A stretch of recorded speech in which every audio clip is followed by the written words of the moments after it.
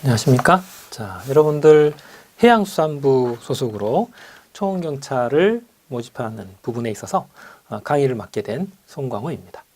일단 만나뵙게 돼서 반갑습니다. 여러분들이 이 초원경찰 부분은 기존의 초원경찰과 관련된 시험들이 각 지방자치단체나 기관별로 사실은 공개 채용으로 많이 있었습니다. 물론 이 문제는 비공개인 경우들이 많았었죠. 그래서 실제로 어느 정도 난이도인지에 대해서는 좀 논란이 좀 있었고요. 그 다음에 이제 시험 과목도 이 초원경찰에 있어서는 이제 이 각 지역이나 혹은 주관 부서나 혹은 기관 단체마다 과목이 조금씩은 좀 달랐습니다. 그런데 이제 공통적인 부분들은 초원경찰법이 일단 기본적으로 들어갑니다. 근데 여러분들 하필이면 이제 해양수산부 소속으로 초원경찰을 지금 현재 채용을 하겠다. 이래서 이제 여러분들이 이제 실시를 하게 되었는데요. 그런다 하더라도 기본적으로는 초원경찰법은 일단 배우셔야 되는 겁니다. 근데 여러분들 시험 과목을 여러분들이 이제 구체적으로 이제 이야기를 잠깐 해보죠. 시험 과목을 여러분들이 가만히 들여다보면 초원경찰법 안에 내용을 여러분들이 조금 더 들여다보시면 아시겠지만 초원경찰법은 경비구역 범위 내에서 초원경찰은 무슨 법을 집행하게 돼 있어요? 경찰관 직무집행법을 집행하게 돼 있어요. 그래서 여러분들 1과목, 제1과목에 초원경찰과 경찰관 직무집행법이 들어있어요. 이 두 과목이 합쳐서 30문항이 출제되는 것으로 기준이 마련되어 있습니다. 그것은 그만한 이유가 사실은 있는 것이죠. 그래서 초원경찰법 안에 내용을 들여다봤더니 경비구역 안에 경찰관 직무집행법을 집행하더라. 단 이때 예외가 하나 있습니다. 수사활동은 하실 수는 없습니다. 그거는 제외된다라고 하부 규정에 들어 있거든요. 그리고 이제 또 하나는 여러분들이 알아두셔야 할 것은 어차피 해양수산부 소속으로 그 안에 배치가 되는 각 지방해양수산청이나 혹은 국립수산과학원 그리고 국립해양특위정보 같은 이런 특수기관들의 청원경찰로 배치가 되기 때문에 해양 분야, 즉 항만 보안과 관련된 분야에 있어서는 결과적으로 보안 업무와 관련이 있기 때문에 결과적으로 관련 법률을 여기에 집어넣습니다. 그래서 제2과목 안에 보면 국제 항해 선박 및 항만 시설의 보안에 관한 법률이라 그래서 20문항이 출제가 되게 되어 있어요. 그래서 이렇게 합치면 이제 50문항이 여러분들에게 출제가 되게 됩니다.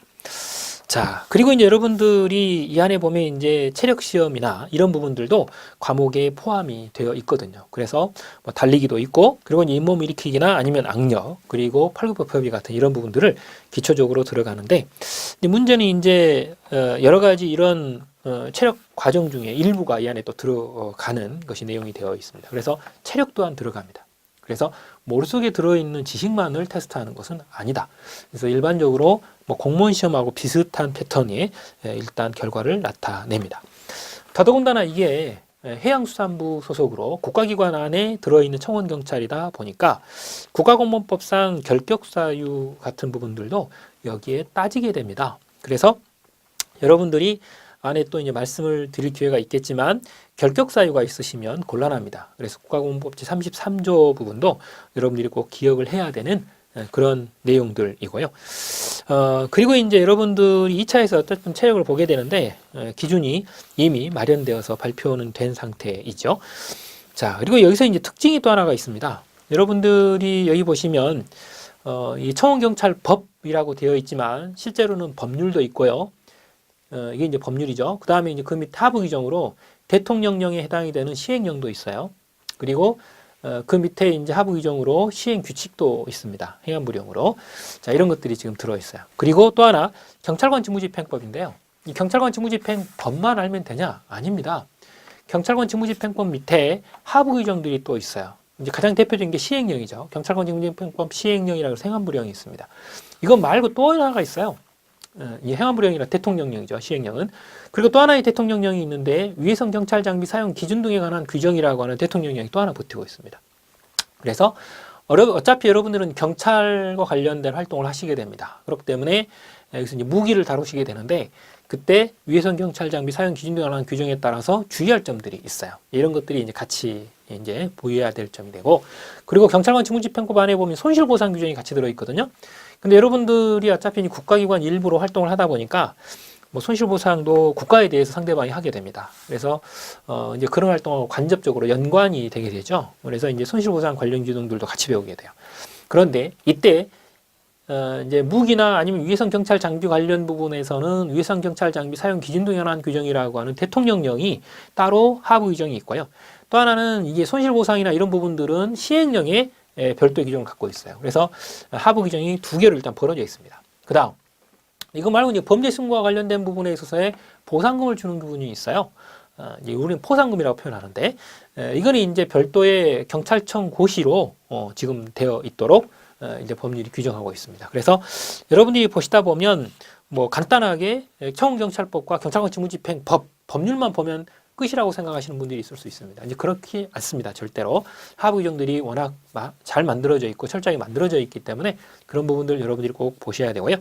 더더군다나 여러분들이 이제 해양수산부 쪽으로 가시다 보니까 뭐 이제 항해 선박 혹은 항만 시설에 관한 보안 문제, 특히 여기서 이제 항만 보안 관련 부분만 출제한다라고 하는 단서를 달아놨거든요.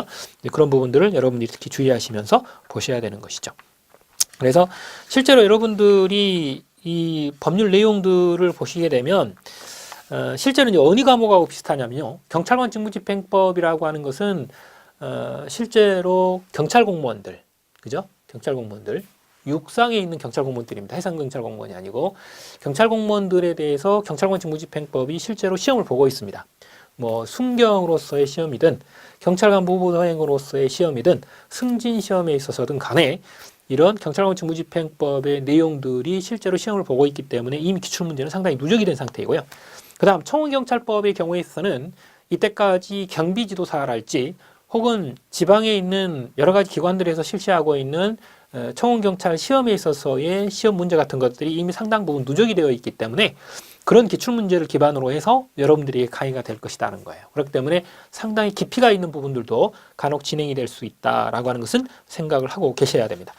그리고 거기다가 또 여러분들이 이제 일반적인 청원경찰하고는 다르게 해양수산부이기 때문에 별도의 특별법이 하나 들어갔죠. 그래서 항만 보안과 관련된 부분만이라도 거기에 추가하겠다. 이래가지고 거기에 나와 있는 국제 항해 선박 및 항만 시설의 보안에 관한 법률에 따라 이 항만 보안 관련 보안 조문이 이 안에 들어있기 때문에 그런 부분이 들어있어요. 그래서 다른 일반적인 청원 경찰보다도 사실은 훨씬 더 깊게 시험 문제가 출제가 될 가능성이 상당히 높습니다. 그걸 일단 알아두시되, 물론 첫 시험인 경우에는 그렇게 어렵지 않게 출제하는 것이 이때까지 일반적인 어떤 패턴이었기 때문에 쉬울 수 있을지 모릅니다. 그러나 이게 이제 상당 부분 이미 청원경찰도 많이 치러졌던 그런 시험이다 보니까 이렇게 난이도는 물론 첫 시험이니까 쉬울 수는 있겠지만 그래도 안의 내용 자체가 예전처럼 그렇게 호락호락하거나 아주 쉽게 나오지는 않을 가능성이 충분히 있습니다. 그리고 여러분들에게 이제 상당 부분 경쟁률이 있을 가능성이 있기 때문에 그런 부분들을 충분히 고려해서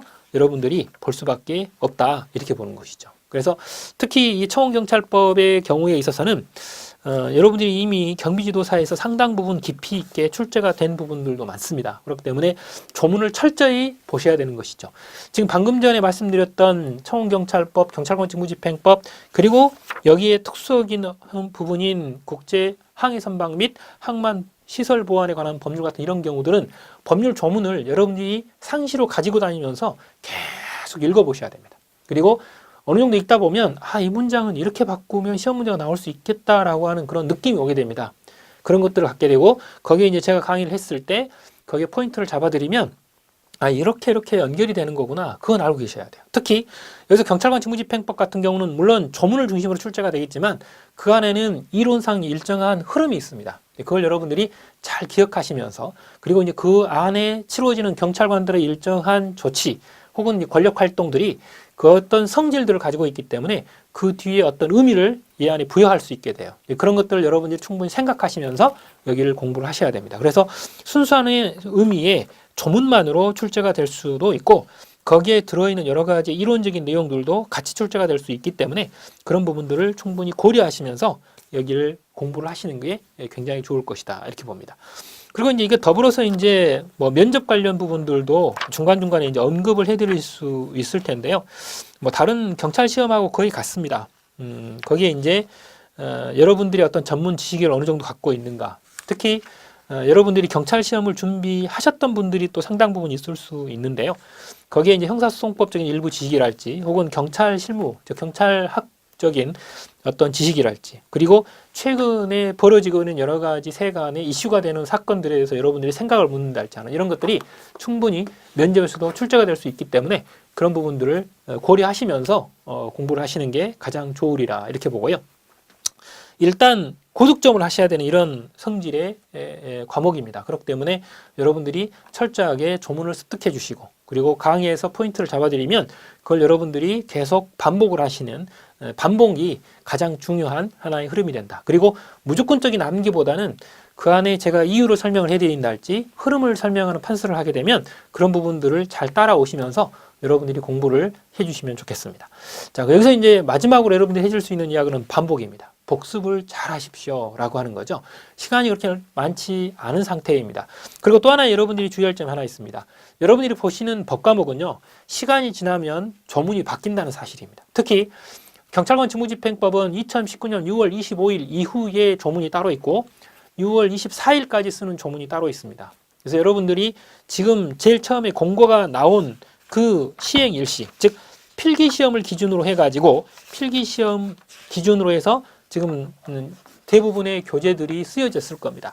그렇게 되면 필기시험이 대부분 6월 15일이다. 그러면 6월 25일 이전이기 때문에 지금 현재 진행되고 있는 경찰관 직무집행법으로 보셔야 됩니다. 여러분들이 이제 합격을 하실 수 있게 최대한 강의를 잘하고 포인트를 충실히 짚어드리도록 하겠습니다. 좋은 성과 있길 바랍니다. 감사합니다.